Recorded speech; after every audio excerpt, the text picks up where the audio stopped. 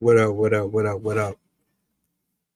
Happy Tuesday, folks. Peace, blessings, glory, praise, and honor to the Most High. Welcome to another episode of Assembly of Excellence. I am your host for this evening, Deep Entropy, Last of a Writer's Creed. I appreciate you for coming to hang out with us to have this conversation yet again with the lovely folks of the social media space for the internets.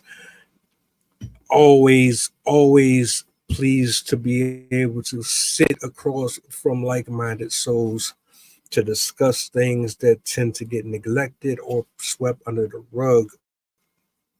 Happy to be here. I hope all is well with you guys. I hope you're pushing through your week as we are at the cusp of hump day. I vote for a 3-day weekend. How about everybody else? You know that in some countries they only work 2 to 3 days out of the week. Yeah. Anyway, before we get into the stream and I bring my guest up, well, let me stop saying guest. These are some of my favorite people to converse with. They're more like family at this point. You should be familiar with them, but if you're not, you need to get familiar with them. Um, I want to give my flowers out to my writers, my poets, my content creators, singers, artists, everyone who pulled up to the open mic on Friday. Thank you, appreciate you. And shout out to all of my other panelists that's graced the platform and the ones that's going to be here moving forward. I look forward to talking with you tonight. Is an interesting one. Uh, I won't hold you. I'm gonna go ahead and bring these guys up. Let's go ahead and get into it without any further ado. Wicked Low, Jason Matthews, good evening. Blessings to you both. Blessings, What's the brother. word? Blessings.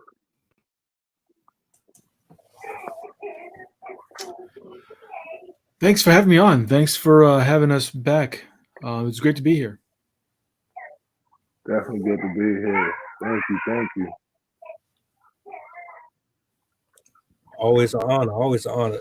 I took yesterday off, and it felt like I was away for way longer. I don't know why. Maybe it's just that I've gotten so used to being up here with you guys, man, that if I take any type of time away from it, it feels oddly long, right?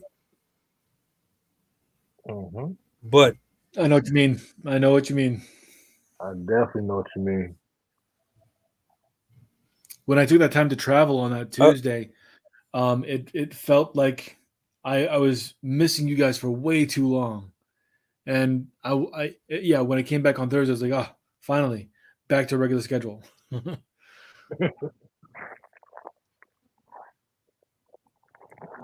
it's a different vibe, man. Once you start to connect with people, right, and you get this routine, and it kind of translates beyond this. Because when I get off of the camera, I'm still going into my everyday life with pieces of different things that you guys have said to me on my average day-to-day living. So there's a lot of blessings that come from these engagements, and I'm definitely grateful for all of them. Tonight is no different, especially with this particular subject. um it just kind of popped into my head. I've heard the word before, I've used it before, and I want to be completely honest, but I never like isolated the word and the definition and really made sense of what it was, what it meant, who it affected, how it affected people. I didn't know how to compare it from or separate it from other terminologies that I'm used to. So I figured why not go into this one specifically and get some of you guys' thoughts on it, man.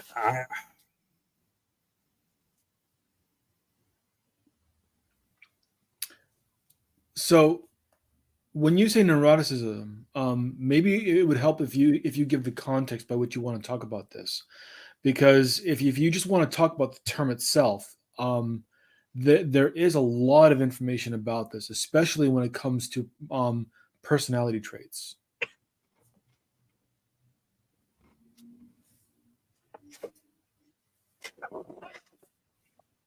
I Right. was gonna say, So I'm on the same. this is what I'm I'm gonna on do.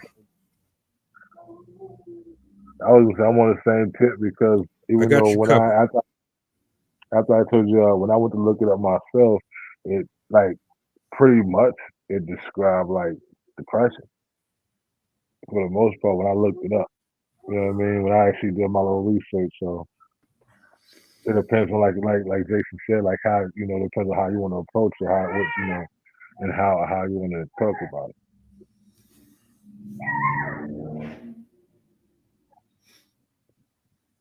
So all right, this is what I'm gonna do because I got the definition right here in front of me. I'm gonna read it out. The things that I want to touch on is will for starters. Uh,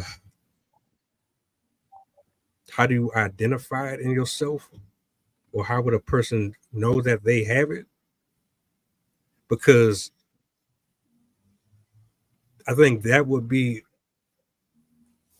very important, especially if you're not used to that word or that phrase or the the key points or the identifiers to look out for when it comes to that particular word. You know, if you've ever heard someone be called neurotic, they might think that you're talking about something sexual or you're talking about some being egotistical.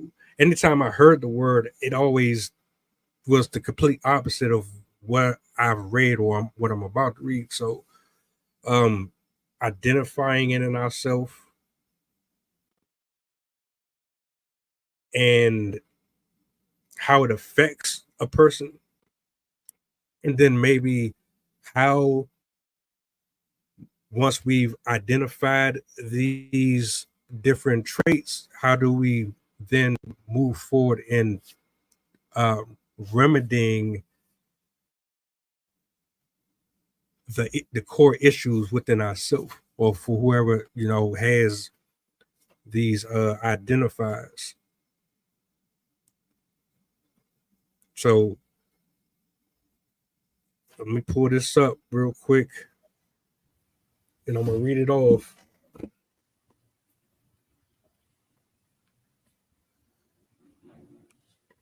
Neuroticism is one of the big five personality traits and is typically defined as a tendency towards anxiety, depression, self doubt, and other negative feelings.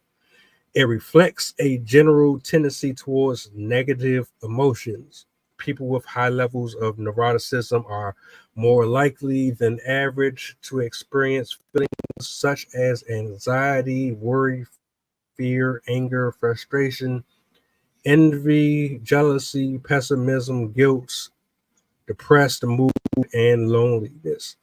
They may respond worse to stressors and are more likely to interpret ordinary situations as hopefully difficult. Their behavioral responses may include procrastination, substance use, and other maladaptive behavior. Neuroticism is typically viewed as a continuous dimension rather than a discrete state, and its extent is generally assessed using self-report measures. Some symptoms of organizing the big five traits further divide the traits into subtraits. For example, one scale separates neuroticism into three facets that each reflect a tendency to feel certain ways: anxiety, depression, and emotional volatility. Neuroticism ratings are associated with risk of mental illness and worse outcomes on average on measures of health.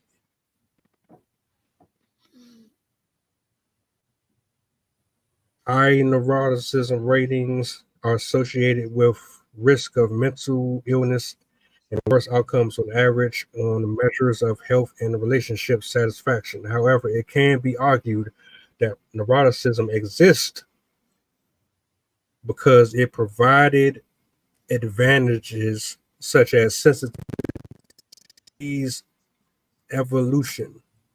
Research indic personality traits is shaped partially by genetics and as well as by environmental influences.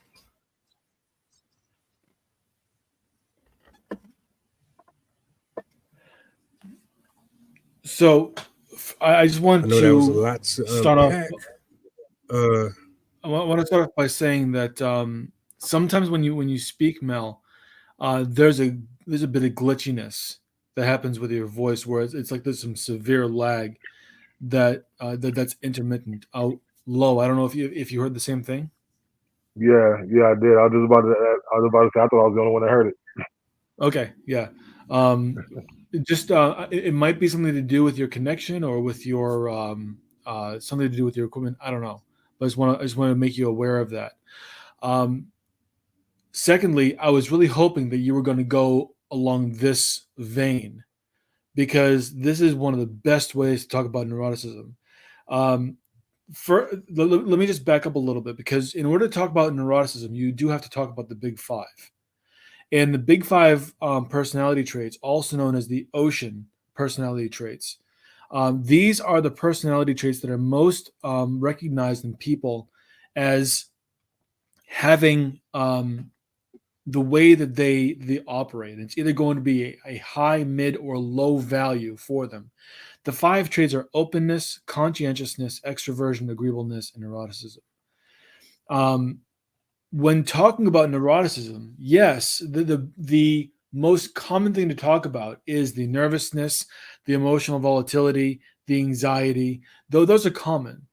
But what is not often common talked about, because oftentimes people look at neuroticism in a bubble, and life doesn't happen in a bubble. So when you talk about neuroticism, you also have to talk about alertness and vigilance.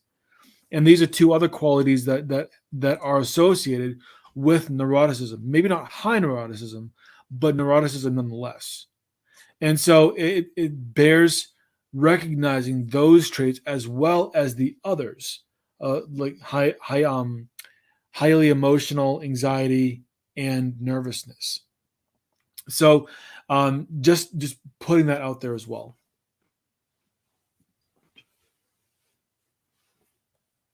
I yield the mic.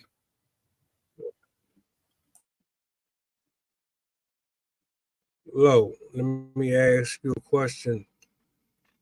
What's up? Based on what you just heard from the definition and from Jason, have you ever been in a situation or in an environment where you've dealt with anyone with this, or even just noticed that this word was more prominent than is typically advertised? I mean, we've heard the word before, and we've heard these different five that Jason named.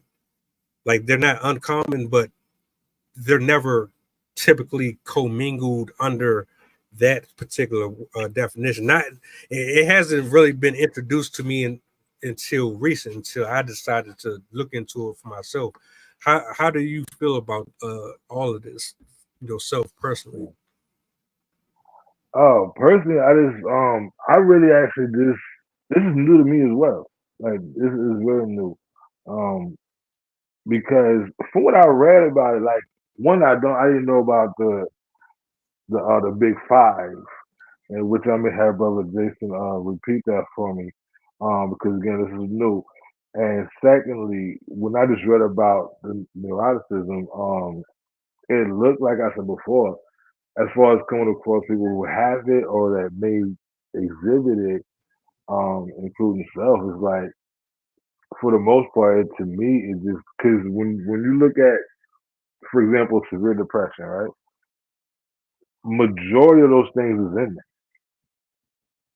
You know what I mean? I'm not sure about as far as the envy and the jealousy part, and a couple maybe those, pretty much those two, but pretty much those same exact feelings is what we go through, or when people go through when they have severe depression, anxiety. And some of them look at you can I guess some of them look at it separately, but for the majority of the fact, it's like all those is in there. So for me, um, as far as coming across it, so I would like to know more about the Big Five as well, because to really give my part. Like I said, it's new. I really, like I said at first when you said, I was like, you talking about like you talking about which one is it now? Like you said, the sexual. I don't know about and then when you repeat it, I was like, oh, okay. So yeah, to be fair, you know what I mean? Mel, But do you mind if I spin this one around the block since I have a lot of knowledge about this? Be my guest. All right. So the big five personality traits actually came about in the 1980s, between the late 1980s, early 1990s. The person who founded them, his name is Louis Goldberg, and he was a psychologist that was working out of a university. I'm not sure which one, but it was he was the one who popularized it, and then there was more that was developed from it through the work of Paul Costa and Robert McCrae. All are therapists or psychologists in some way. And really, it's a way of being able to understand how people behave. It's a fairly rudimentary and a fairly basic way of being able to identify someone using a scale. And like I said, I'll go through the five um, personality traits. The acronym is OCEAN, and it stands for openness, conscientiousness, extroversion, agreeableness, and neuroticism. And the way that they identify openness is it's characterized by imagination, creativity, and curiosity. For conscientiousness, this involves high levels of thoughtfulness, good impulse control, and goal driven behavior. Extroversion is marked by a sociability, talkativeness, and a high energy level. Agreeableness is it features attributes like trust, altruism, and kindness. And the neuroticism is usually characterized by emotional instability and negative emotions like anxiety and irritability. The thing is, none of these are not just the only things that define neuroticism. There's actually a really good book by um, uh, what's her name, Vanessa Van Edwards. It's called Captivate, and she does a really good job of going into how people utilize the big five ocean personality types, and how to use them when interacting with other people. And that's probably the best way of being able to use them. It's instead of trying to assess people, how do you interact with them and how do you understand where they are? Are they someone who is more likely to agree with your point of view? Are they wanting to do good? Are they closed off to new experiences, which is that's a low open? Are they someone who's conscientious, who makes sure that people are taken care of? Or are they someone who's going to have different levels of nervousness? And how do you interact with them? And knowing that, it's more important to know how to interact with someone utilizing these personality traits than how to identify the traits in a person. Because when you can identify how to interact with a person utilizing these traits, the person you're interacting with feels understood, respected, and valued. And these are vital for a person to want to continue interacting with you. So being able to identify them and being able to then interact with the person using that information as your source of interaction, it goes a long way of being able to connect with people and then get them to open up more beyond just their personality type.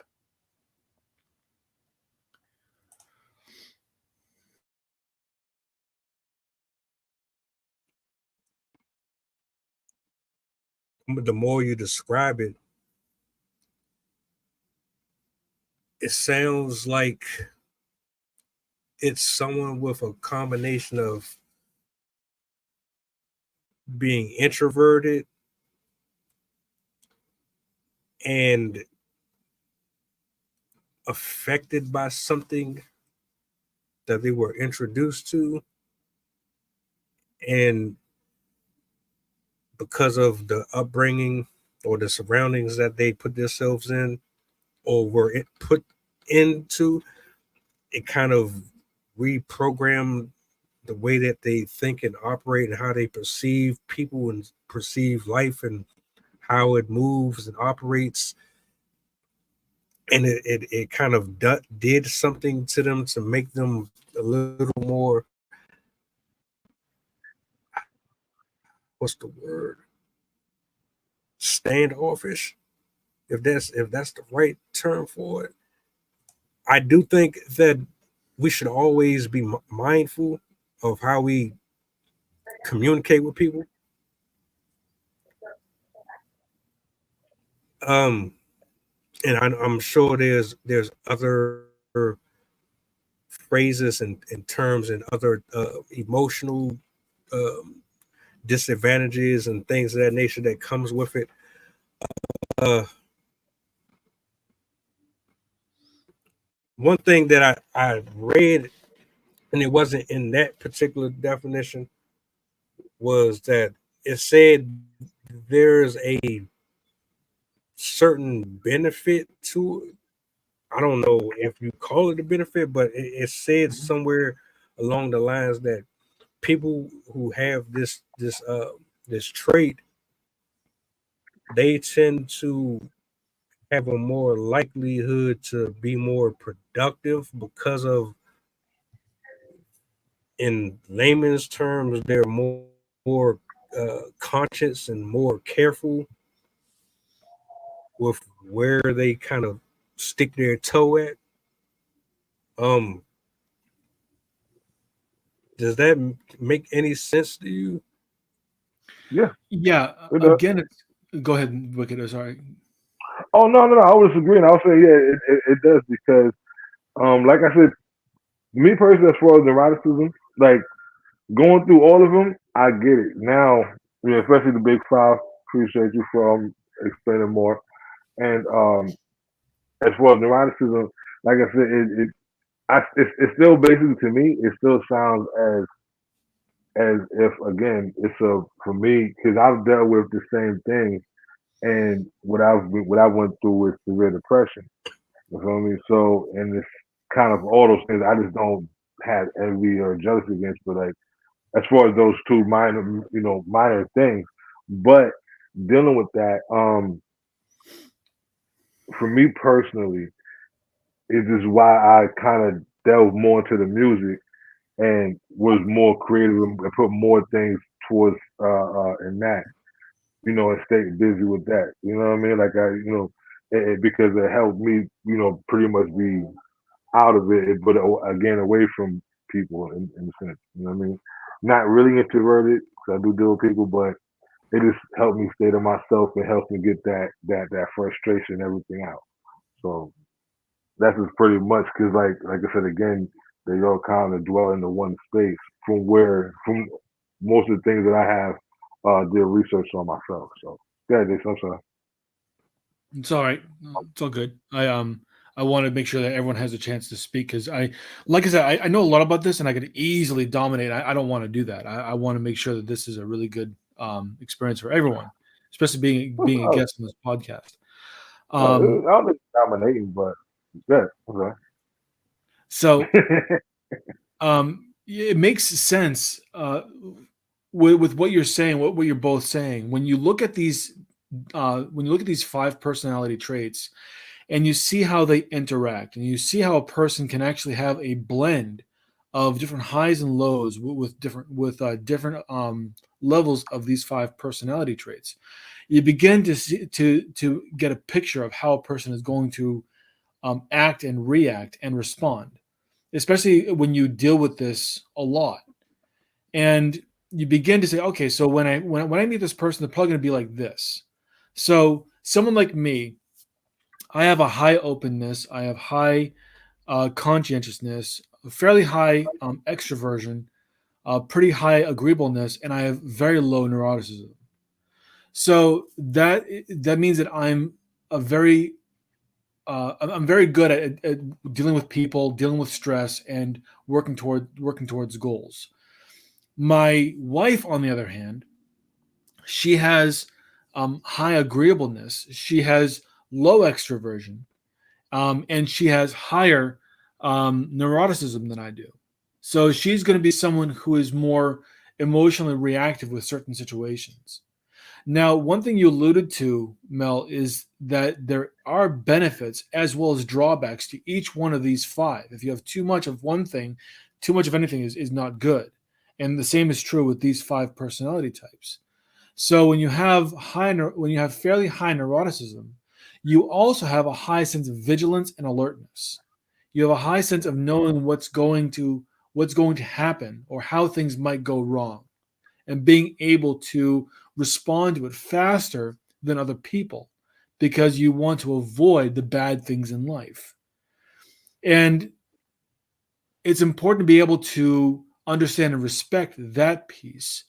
I'm going to take a second to say, hey, Christy, what's going on? Glad you made it.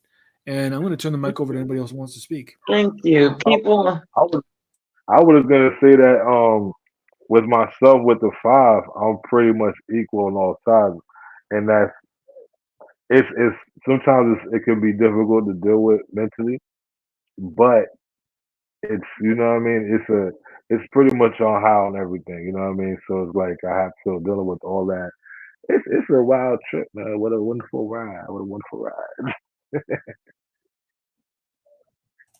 There is a personality test you can take for anybody who's interested. I can link you the self assessment for the Big Five personality test.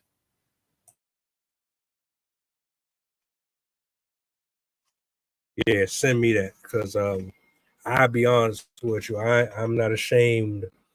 I never, like I said, I never even looked at the definition or took it seriously until today.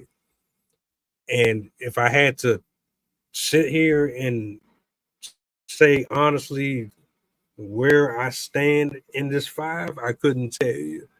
I wouldn't know if I was this much of this or this much of that. It's kind of just I would actually have to sit with myself and figure that out. So yeah, send it my way. I'll definitely take that test. Um, and I do a lot of personal work on myself daily, but not in the aspect of identifying these things term by term and then looking at myself and saying, huh, okay, I can see this, I can see that. One thing I will say is I'm very mindful and very conscious about putting myself in scenarios that might turn into something uh envy and jealousy. Nah, The I thing is, everybody just has some level of envy and jealousy I that don't they know. all I don't deal know. with. and it's something that everyone deals with. The question is, how much does it show? Are you able to keep it internalized, or does it come on, or do you actually externalize it for everyone to see? That's what neuroticism really asks. How much do these things show, and how do they affect your life and the lives of others around you?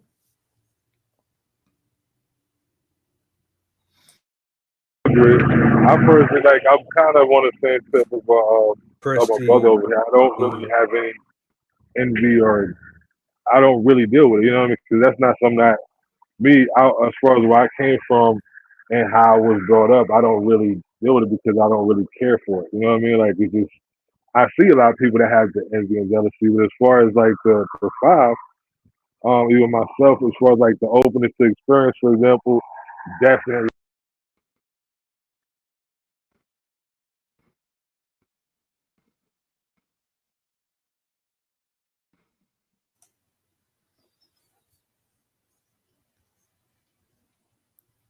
I think his communication got interrupted. yeah. Oh, you hear Christy, me now? so Yeah, we can hear you. there you Okay, go. okay. All right. Now I was just saying that for the most part, Go finish. you Go know, ahead, finish your.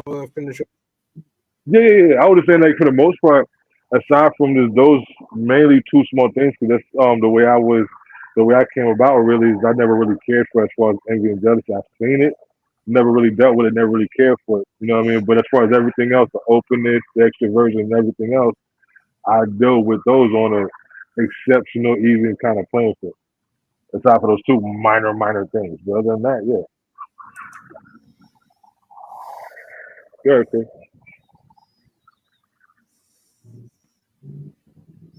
I was just trying to catch Christy up on what we were discussing. Um, the definition of neuroticism, identifying the five terms that are connected to it, uh, really trying to understand the significance behind it, how to deal with it, or communicate with others who might have these things with them. Jason gave us a five. I can't remember the word. You're going to probably have to repeat that for her, but Ocean. that yes. Um, it's actually a lot deeper than I thought it was, to be honest with you. Um, it's got me to the point where now I'm looking and I'm thinking to myself, all right, where do I kind of fit in here with this? Because like you said, we all have different things with us that sometimes we just hide better than other people. And maybe there's stuff that I'm not realizing that I got in me that I need to call out for what it is and deal with it. But this just is in generality. This can go for anyone. Hopefully, I gave you some clarification on what we're discussing. Well, again, hello, gentlemen. I want to say hello to everybody that's watching. Hello. Yeah. With Jason, I think that because I was able to hear just a little bit of what he was saying, because I know there's, like he said, that there's tests that you can actually do to find out how much are you of 1% or 10%. You might be 12% of this, that, and it does kind of play into it, particularly from a psychological point of view. is that, to do these things on your own sometimes is cool to find out like what's going on.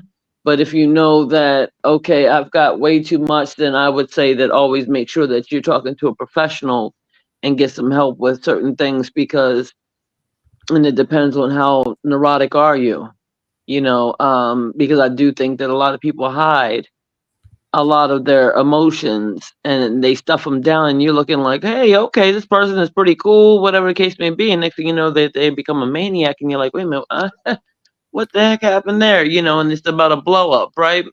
Right. It's So one thing I do want to interject with is that neuroticism and neurosis, which is where the word neurotic comes from, are two very different things, even though they are related. So neuroticism has to deal with the emotional responsiveness of a person's personality, whereas neurosis has to do with the compulsion to do certain things, or the various levels of mental health that cause a person to act in ways that seem off from being well adjusted. And it's really important to be able to separate those two.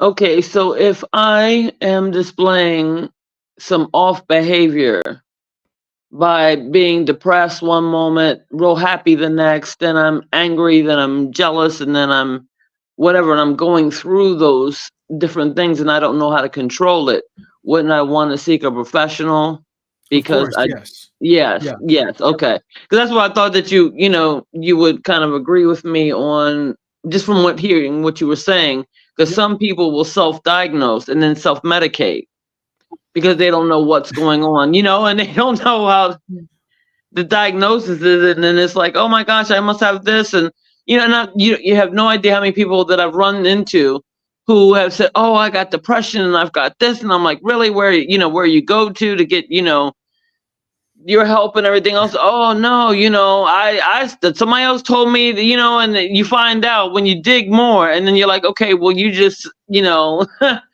I'm just pretty much self-diagnosed ADD.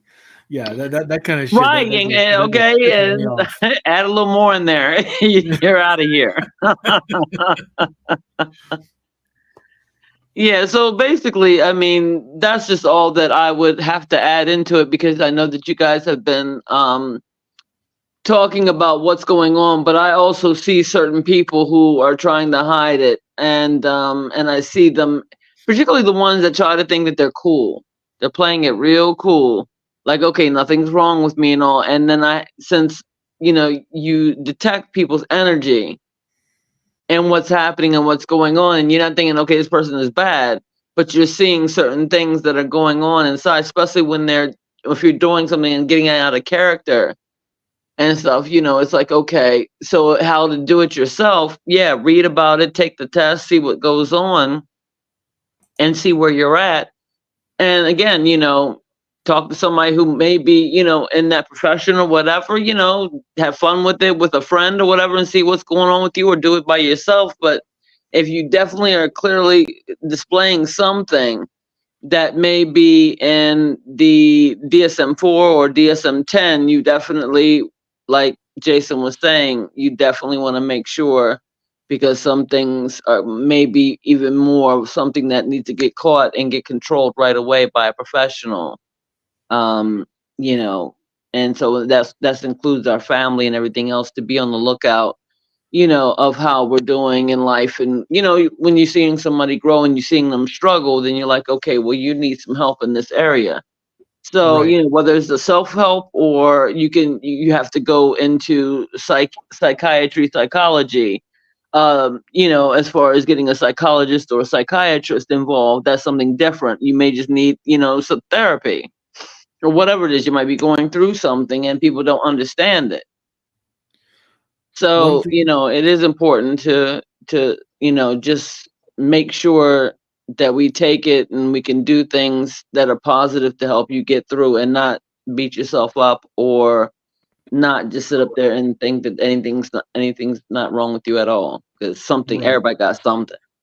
Exactly. One thing that Mad Mystic did allude to, and he's very correct, is that these these traits operate on a spectrum. You'll never be all of one thing and none of another. You might be higher on some and lower on some, but again, this has to do with a sliding scale of how much do you express this naturally through your personality. And these are not fixed either. So your experiences that you have are going to manipulate these traits in some way. So highly stressful, very demanding experience that takes a lot of your concentration or a lot of your energy could actually lead to a higher neuroticism for a while. It could be a long while if there are no interventions that are placed in, such as coaching, counseling, whatever. And there are some experiences that will diminish other parts, like your openness. If you are in a situation where you are constantly being told that your voice doesn't matter and you have no choice, well, that's going to lower your openness. You're going to be less likely to want new experiences because you're being constantly reinforced that you're not worth having those experiences. So there are different experiences we have that are going to influence and affect these 5 traits. And so it's important to understand that when you take a self-assessment, it's where you might be right now. And it should never be seen as, oh, this is my personality. This is my makeup. No, this is just where you are right now. And it's going to be fluid. And based on your experiences, they're going to change.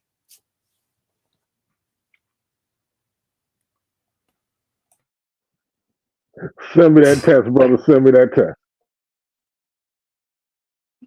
So I put the test in the private chat. I put the link in the private chat. So if you have access to that on the on here on StreamYard, go right ahead. I also linked it to. I also sent Mel the link on Facebook Messenger. So if he has connection, he probably has connection to both of you, so he can send that to you as well. All right, for sure. A question I Sure. go ahead. You wanted to say something, though? Go ahead. No, go ahead.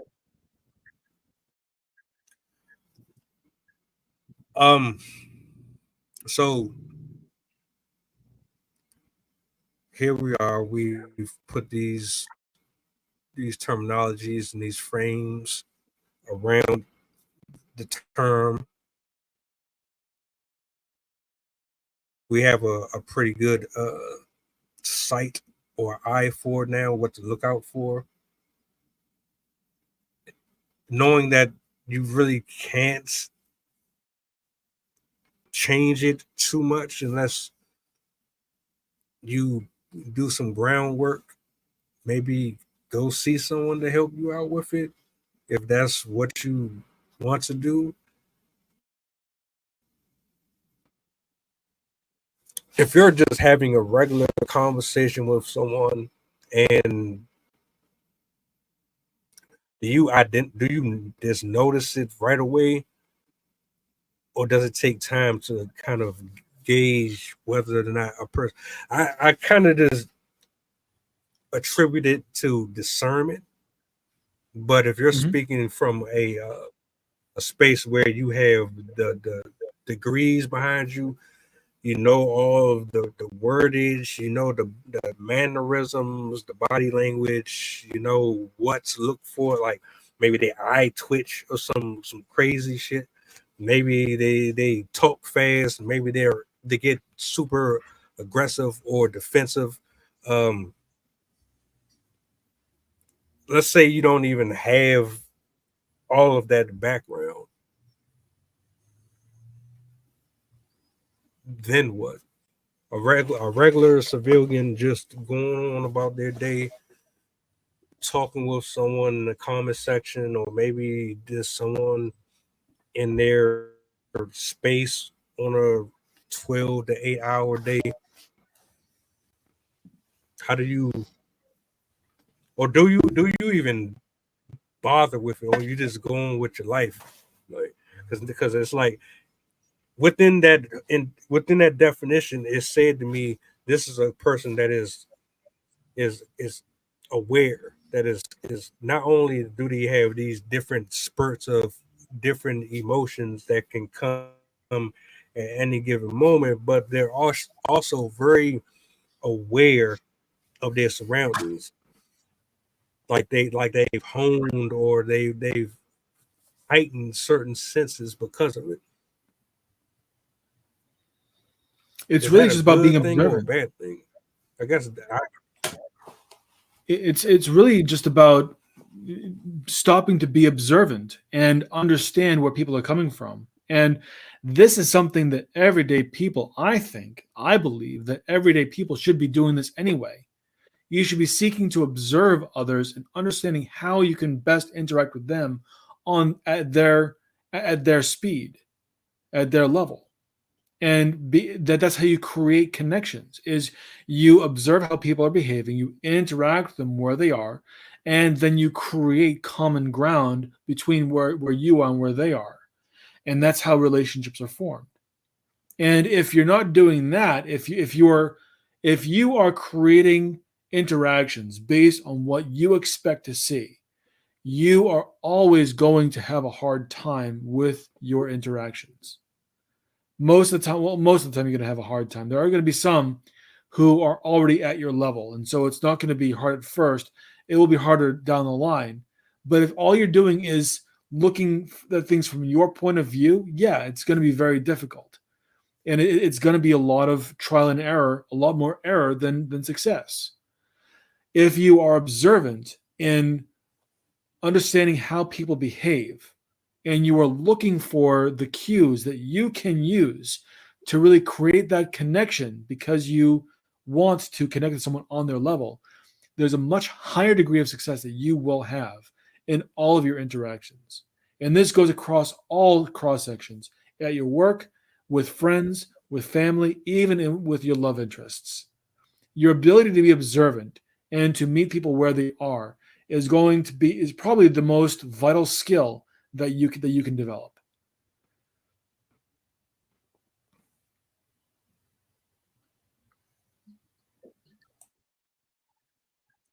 Yeah. And that's exactly what it is, Jason. And I think with all these words and different things that come out to identify us, we get kind of scared, we get nervous, we want to know if we're this, if we're that, but also, as you said, looking outward to people and meeting them where they're at and knowing, okay, this person may not be the one that I want to be like friends with, but I'm going to treat this person like this, kind, caring, but hands, are up, as far as like, okay, boundaries, because we have to keep our boundaries and make sure that we have make sure ourselves are safe around folks, these days. So but you still come at it knowing, like with me, I don't care what you said about a person. You could destroy their character and say they're neurotic or whatever the case may be. But until I can talk to a person, I don't really gauge that because somebody can be just talking trash, and just trying to trash somebody else, which gives me another clear indication. Okay, I don't need to be around you, right? And this is another really good point. When you take a term and you label a person with that term, this person is this, what you are doing is you are dehumanizing them. You are seeing them as less than what you are, and I consider that to be a crime. It's uncivil to utilize terms as a way of being able to pigeonhole or identify people. That's why it's called a personality trait, because people have personality traits that you can identify with. Okay, this person is exhibiting these traits. You can interact with a person who has traits. You can't interact with a trait. It's impossible. But if you label a person as a trait, you turn them into someone that's unrelatable. And so you turn them into someone that is now separate from you. And that is what we want to avoid. We want to avoid saying that people are their openness makes them gullible, or because they are so agreeable, they're going to be they're not going to have any boundaries, or because they're so neurotic, they're always going to be a nervous mess. That's not what it is. It's that people have certain traits where, yeah, they express this on a daily level, and certain experiences are going to increase or decrease these levels. But what's most important is understanding how you can relate to a person, and through understanding these traits, how you can better those interactions. Yes, I definitely agree with that, because as people, as we go, and yeah, we may not really be thinking about it, but I'm sure after this conversation we'll be more mindful as people to, like Jason said, not put a label on somebody, because people use loose terms, and we know as we were children and we were growing up, we would have fun, but you definitely didn't call anybody crazy. You didn't call anybody certain words. Your parents would be like, don't use that word, because then we don't know what it is. We don't know the meaning of terms, as when we're younger, but we're taught that, whether it be by parents in school. We might have some people more repetition than others who were like, don't use these words, but I've heard them before. And I'm thinking to myself, do you know what that word is? And why are you labeling that person because they're going through a crisis situation? Like, are you kidding me? They just lost a loved one, and you're thinking that they're being neurotic because they weren't like that before. They lost somebody that they love. Of course they're going to be up and down and this and that, or something of that nature. So yes, we have to learn our own personal skills. We have to sharpen up on that, where we don't put ourselves in any kind of danger.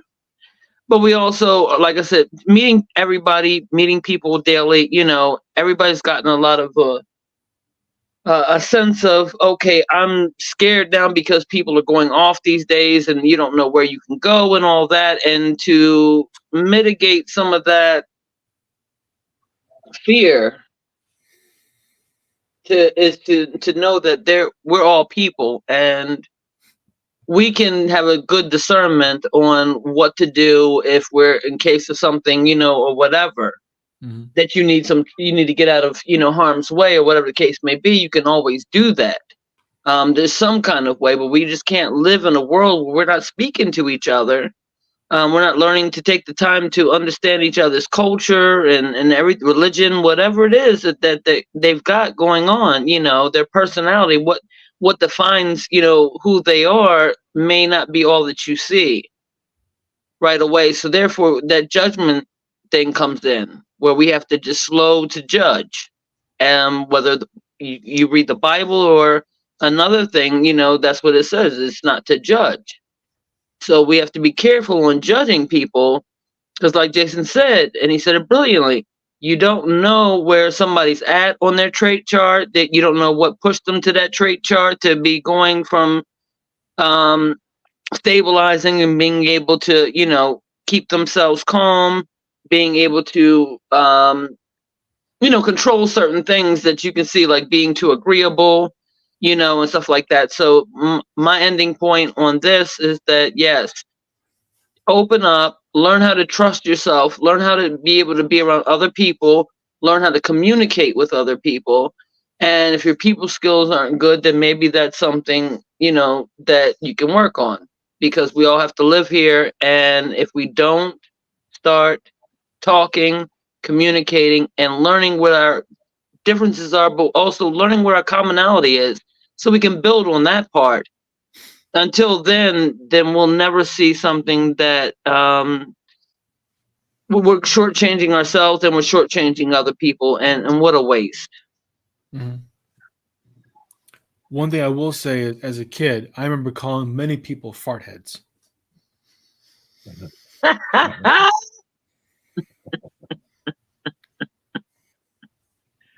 And see, we couldn't call each One other thing I it. want to add, Like if you called somebody it, that was supposed to be, that was a real bad thing. You call somebody it, and today, but I digress. Okay.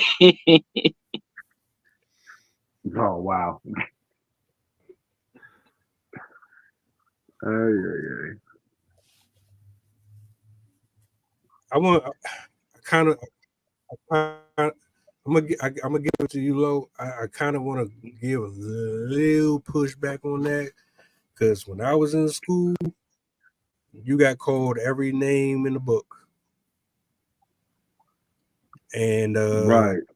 even going back to elementary school,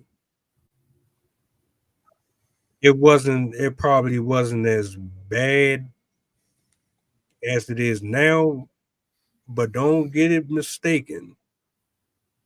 And you see, you're out in Maryland,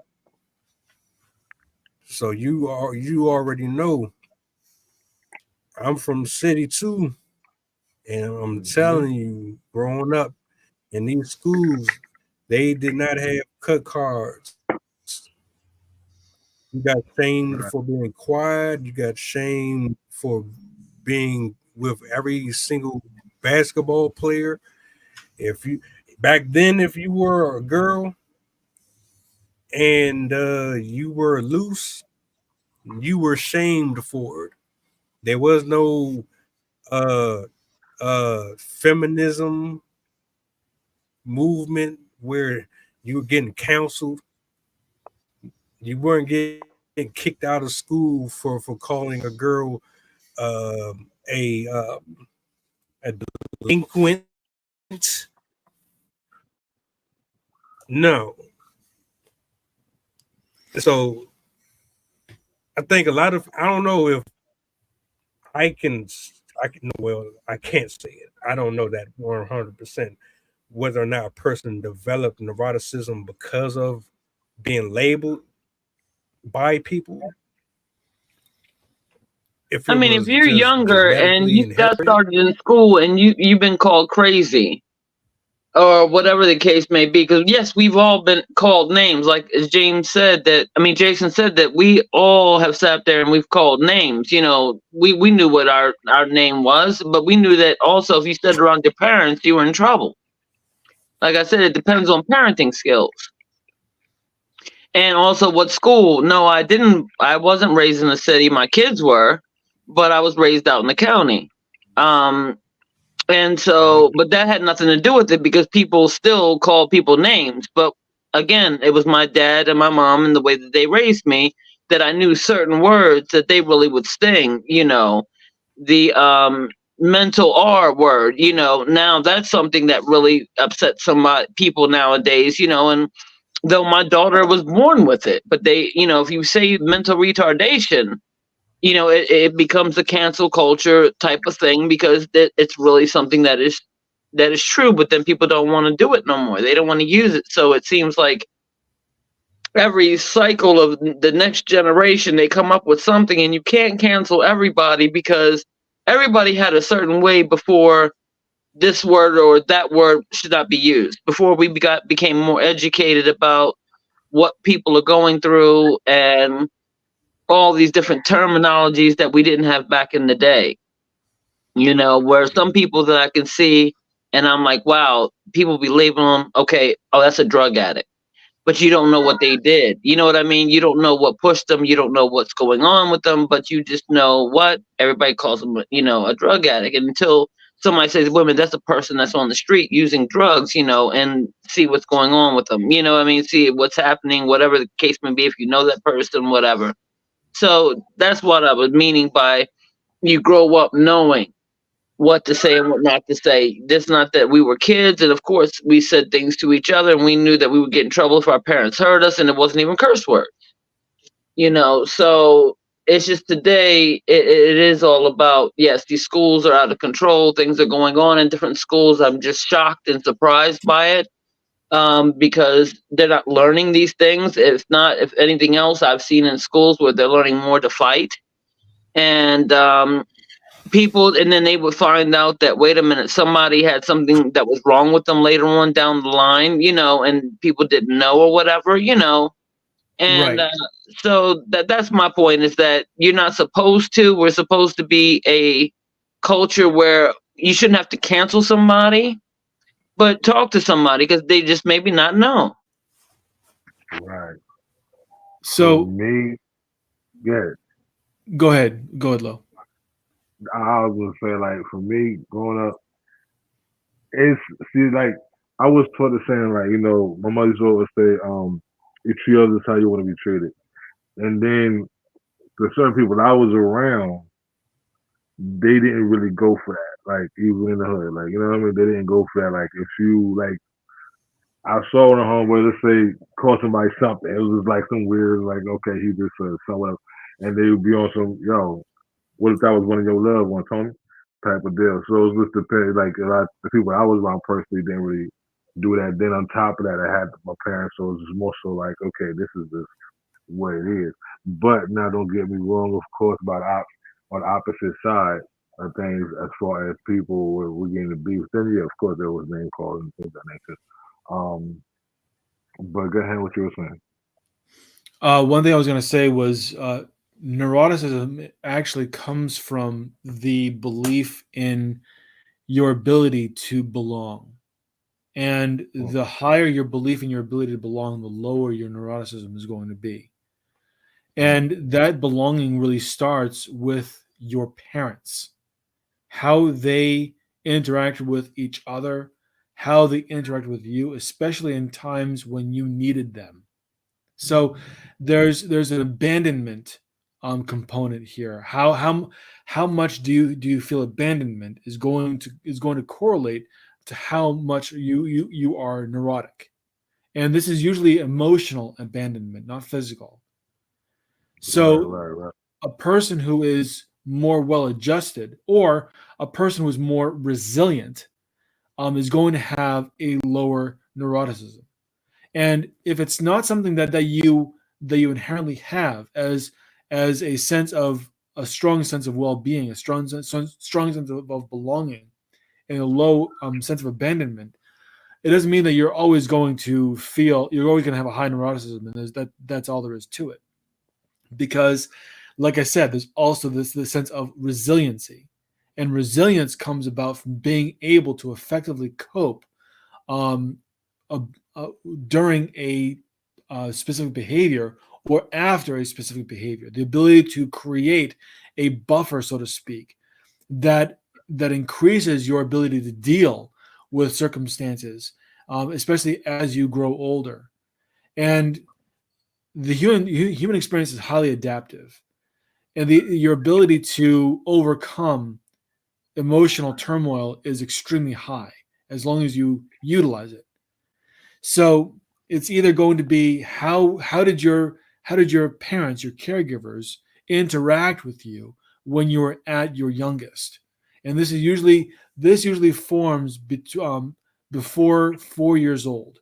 You develop your sense of neuroticism before 4 years old, and then as you get older, say around 16 to 18, when you are beginning to finalize your actual personality, now you can begin to assess, well, how resilient can I be to certain circumstances? And again, these are just averages, but these are the most common times when people develop these senses of either neuroticism or resilience. I agree. Yeah.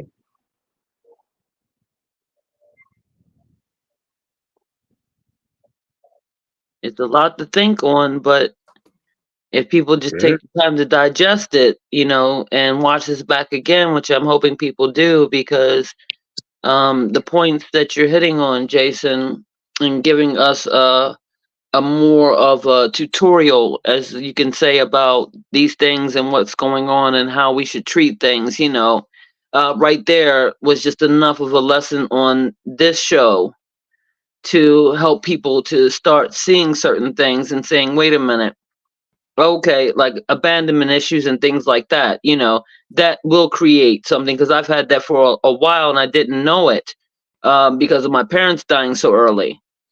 So once I started fixing these issues one by one, I'm like, gosh, how screwed up am I? But okay, I got to fix this and I got to get that. And next thing I know that, I'm stable and I'm confident. So when I hear other people say like they're too shy to come on and do like poetry night and things like that, there's ways I don't sit up there and criticize whether they want to do it or not, because you don't know what somebody's state of mind might be in and why they're shy. why they're too shy to even go out there and do something. And you're like, well, why? This person can write, and or, you want people to hear their voice and what they got to say, but they have to be able to get there. And how they get there is assistance from their friends or friends. I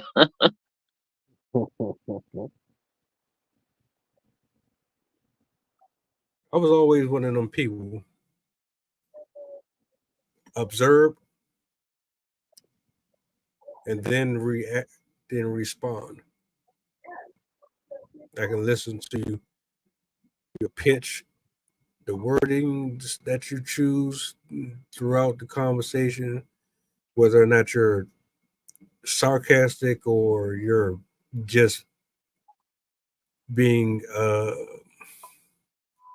antagonistic, and just based off of what I'm hearing, I kind of adjust.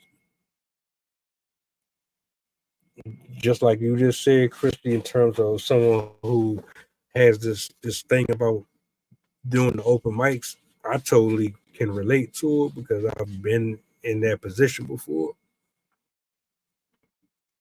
where I didn't really want to show my face, or I was worried about whether or not my work was going to be received, so Jason drops a lot of gems up here, a lot of them. And it's like I said, I wanted to make this one of those prominent conversations because it's not a word that we use on a regular basis at all. I've mainly heard them or terms like this used in like TV sitcoms and comedy skits. I don't really hear that phrase going around in the general public. So definitely food for thought. I took a lot from this myself personally.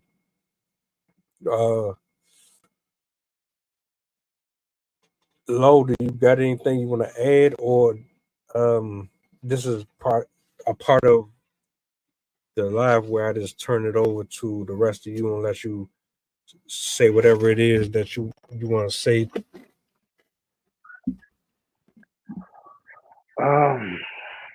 Definitely something to think about. I mean, I've always been one to observe myself. Like, I've always been one to observe and do research. So for me, it's fun. More research to do, and I'm going to enjoy it. 'Cause that's what I like to do: observe and listen and observe. So I do appreciate y'all for kind of putting me on this kind of deal because we don't know everything, and it's always good to learn, listen, and learn new things. You know what I'm saying?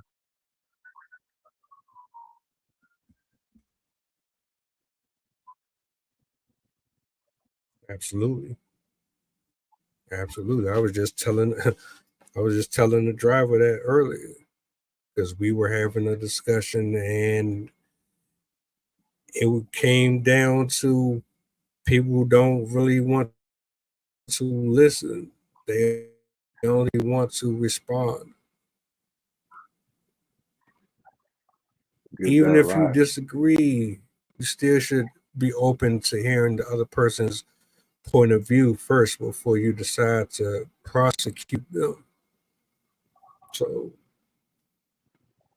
all in all, Agreed. I was very, very much pleased with the information that was given to me, and I'm gonna take that test tonight too. As soon as we get up off here, because I really want to know for myself, like where I'm at right now.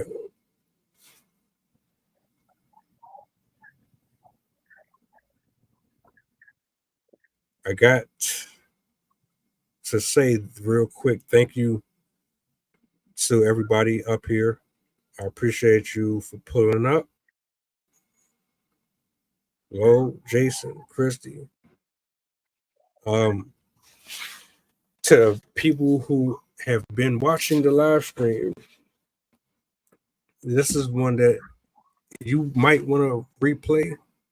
Actually, there's a number of these conversations that I would suggest you go back and replay. If not for anything else, but for yourself, because you might hear something that you needed confirmation on that you're not going to get from someone else, because a lot of people that are in our life, quite frankly, don't tell us the truth. A lot of people would rather stay hidden from certain realities that could benefit or break us out of walking off the edge. This is one of those, and I'm grateful to be a part of it. Y'all want to shout out anything before we close out? Salutes to T, Greg, Mike, everybody pulled up to hang out with us tonight. How do we reach you, Jason? I was about to ask the same question. So you can reach me on Facebook.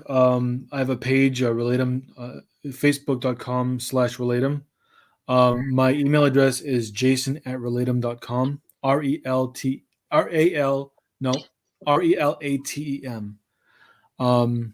.com. You can find me on Instagram. I think it's at rise to lead, rise.to.lead. Yeah, you can find me there and ask me any questions that you want. This is the kind of stuff that I deal with: personality tests, human behavior. This is my expertise. And it's beautiful because with a daughter with autism, I learned a lot over the decades of different words, different meanings, things like that. So it's like I don't have my official degree, but I like to, talk with others because I got a lot of experience within that area. So, Is she I thought verbal or that nonverbal? excuse me. Is she verbal or nonverbal?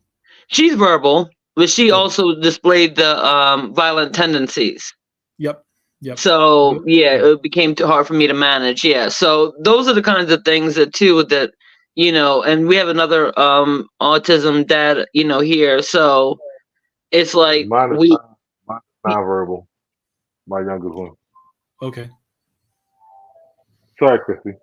No, that's okay. Because see, like something like that, just to get to know just something, because I knew that you had a background somewhere in there, and I've always wanted to ask you, Jason, like, okay, it sounds like this is what you actually do, for a living. And so I'm grateful for that. And then the people who are able to come and check out your pages as well, and to see what's going on and what things that you can offer them, because I'm looking forward to it too, building. So thank you. Of course. Thank you, brother. Appreciate y'all for having me up on here. Jason, I appreciate you. I'm definitely gonna link with you. Most definite. I'm looking forward to it. Absolutely.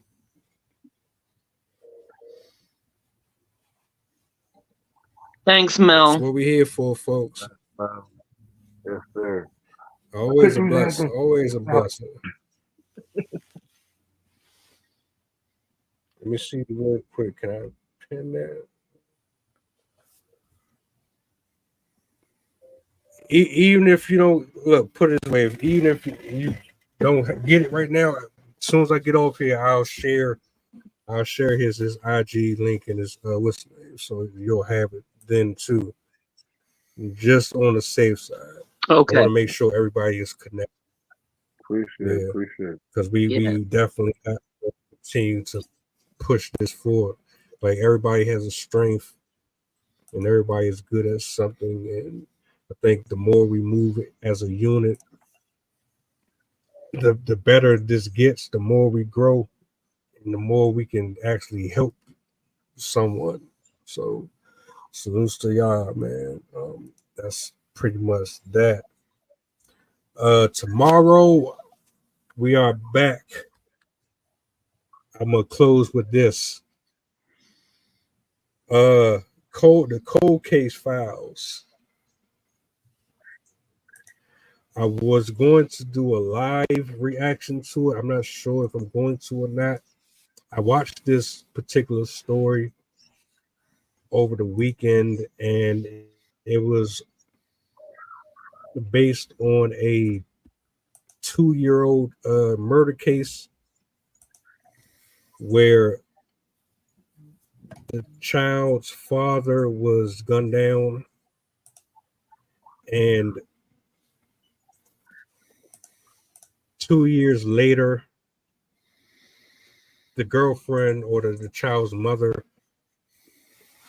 got back on social media, flapping her gums, and now they've reopened the case.